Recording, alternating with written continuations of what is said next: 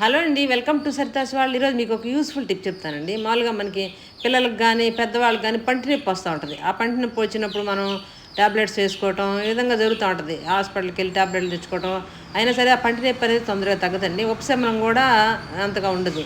కొన్ని రోజులు అలా బాధపడాల్సి వస్తూ ఉంటుంది. అలా కాకుండా వెంటనే ఉపశమనం రావాలి, మనకి నొప్పి అనేది ఈజీగా తగ్గిపోవాలి అంటే ఈ విధంగా చేసుకోవచ్చు. ఒక 5-6 చిన్నుల్లిపాయలు కనుక ఇలా పొట్టు తీసేసి శుభ్రంగా దంచేసుకోవాలి.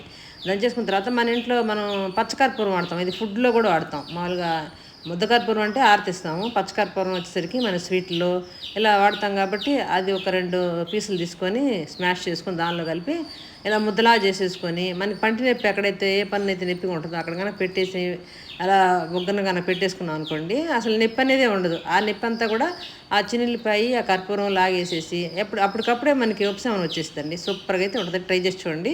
టిప్ నచ్చినట్లయితే లైక్ చేయండి, షేర్ చేయండి.